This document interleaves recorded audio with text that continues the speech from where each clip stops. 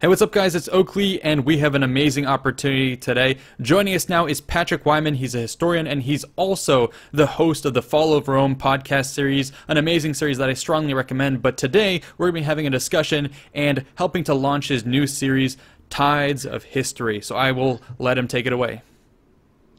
Yeah, so this is basically my attempt to go pro with my podcast. Like I have a partner, a company that I'm partnering with, but we've got high-end production values. There'll be sound effects, sound design of all kinds, but the same kind of stuff that I've been doing in terms of the depth of engagement with the subject matter. Like I'm a historian by training. I have my PhD in history. I've been working on this stuff for a long time. The fall of the Roman Empire was my specialty, and I'm going to continue doing episodes on that. But I'm also adding a whole parallel series on the rise of the modern world. All of which will be going under the Tides of History banner. So I'll do 2 episodes 1 month on the rise of the modern world, then I'll do 2 episodes on the fall of Rome and kind of switch back and forth with interviews in between, interviews with like historians and journalists and other people who are involved in history. Yeah, and it's really cool to see the work that you've done before. For those people who are on my channel, generally they're here because they're interested in the history topics, and I am a lot of the times kind of regurgitating stuff that I hear from people like you, Mike Duncan, and other people who have done podcasts, and yours was one that really gripped me. So if people haven't already, definitely check out his Fall of Rome series. It's already at episode 23, so it's a long narrative of the decline and fall of the West and I guess eventually the East. But very interesting stuff. The way it's formatted is an awesome mix of, and we'll talk about this later, but the way Patrick formats things is big sweeping narratives over the top that gives you a sense of kind of how the world is turning, but then on an individual day-to-day basis, you zoom in and you get to see how that affected each person individually. And so there's a lot of instances, for instance, the one that I remember the most is where he talks about the Roman legions withdrawing from Britain, which is something you hear about a lot, and you're like, oh, you know, the big back surge of the empire receding. It's like tides receding from the shore. What devastation did that leave behind?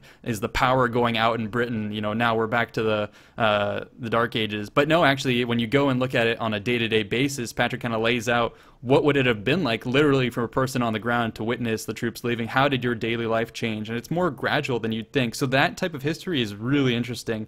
So I'm glad to hear that you're going to be expanding that, not just to be obviously your area of expertise, but broadening it to bring those kind of educational techniques to a wider topic and a wider audience. Well, I think it's a fun way of looking at things, and frankly it's born out of my frustration with academic history for a long time. It made me mad that historians weren't trying to talk to the general public and didn't seem to have good techniques for doing it. So I kind of hit on the idea of building composite characters out of the people that you could put yourself in their shoes and experience all of these big, huge events. Because you think about it, all of our individual lives are bound up with much broader narratives and much broader things that are happening in the world around us, whether it's globalization or trade imbalance or the rise of the internet. Like all of our lives are touched by these enormous things all the time, and that's what I wanted to do for history. That you have something that we call the fall of the Roman Empire. Well, what does that mean if you're living in a British market town, or if you're a sailor on a ship in the Mediterranean? Like, what does that mean for you that these huge things are going on around you? Maybe it's a ton. Like if you live in that British market town, then your life is going to be impacted in meaningful ways by the fact that there are no longer soldiers there to protect you. There's no money being pumped into the economy. There are no markets for goods. If you're a sailor in the Mediterranean, life probably isn't going to change that much. You keep going to the same ports over and over. Maybe if you do it for 50 years, you notice that there's less trade and there are fewer ships and maybe fewer people in the cities. But for the most part, your life goes on right as it did before. And so that's kind of what I wanted to try and capture here, is that these narratives, as useful as they are and as important as they are for understanding why history matters in the first place, you also need to be able to put them on the ground and put them in the minds and worlds of actual lived experience to give them meaning. Yeah, so like we've been stating, that was done marvelously with the Fall of Rome series, and that series is actually going to continue under the larger banner of Tides of History. So you're going to be continuing with that. A little bit more details about this Tides of History series. I think, Patrick, you had said you were planning on doing 3 episodes a month, each being about 45 minutes to an hour, and you were going to change the format a bit. Could you give us a sense of kind of what the first couple weeks are going to look like? Yeah, so this on July 20th, I have 2 episodes dropping. I have an introductory episode that's fairly short. That's basically, here's what we are, here's what we're doing, here's how I think about history in general, and why I think history is a valuable tool for us to understand the world around us. And then I have a full substantive episode dropping that's on the rise of the modern state, basically. So why don't we live in city states, or why don't we have like feudal lords who are ruling over us? Why don't we live in leagues of towns? Why is there a federal government in Washington? Why is there a crown government in London? How did this form of government emerge victorious over all of the other possibilities? That's what I'm looking at in the first like big substantive episode, is why does the sovereign state emerge from the Middle Ages the winner? The answer, not to give it away too much, but it's basically war. That the war made state and the state made war, in the words of the political scientist Charles Tilly, because cannons cost money, professional soldiers cost money, Swiss mercenaries didn't fight for free, and the state was the entity that grew up that had the money to pay for this like incredibly effective way of making war. So that is more or less the story that I'm telling in that first big substantive episode. Then next week I have an interview coming with Jeet Heer, who's the senior editor of the New Republic, talking about how history gets used in public discourse and why it matters to broader conversations that we're having today and in the past and in the future. So yeah, that's quite a lot to listen to. I know I was binging your Fall of Rome series, and it's really great stuff.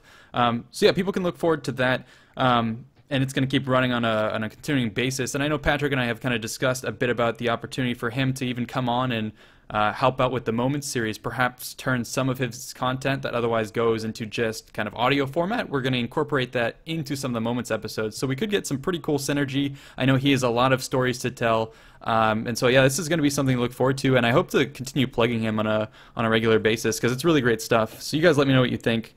And then I guess lastly, we can kind of talk about kind of both of our backgrounds. I know I got into history from Total War. That's kind of what my channel does. Half and half is history. The other half is going to be Total War, and that's the reason I got into it. And I know you kind of have a similar story to tell. Yeah, so like I was into history when I was a kid, and then I had more or less given up on it when I was in high school. And when I went away to college, I thought I was going to be a chemistry major. That didn't last very long. But part of the reason that didn't last very long is because I started playing medieval Total War, and I got really interested in history again. And I took a medieval history class, and that was literally what led me into becoming a history major, and then doing my master's, and then doing my PhD. And it was mostly because I got sucked into a world that a game could provide. Like that was the basis for what drew me back in. That wasn't where I stopped, obviously, but like that was the entry point. That was what got me into it in the first place and got me asking questions. Yeah, and that's a really cool thing. Total War has been a gateway drug for a lot of people. I know in the past, I think it was historians used to talk about Gladiator being one of those things that really got a lot of people into Roman history and history in general. I think Total War is doing very much the same thing. Yes, it does have its caveats of not being totally historically accurate, but it's just getting that first kind of gateway into that world, like you say.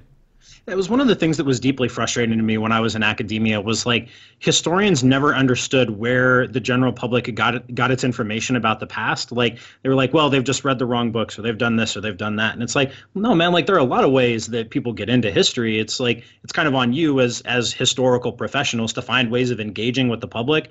And they didn't seem to have any sense for how to do that or why it was important to do it. They would just like rather be mad about like some incorrect thing that people believed.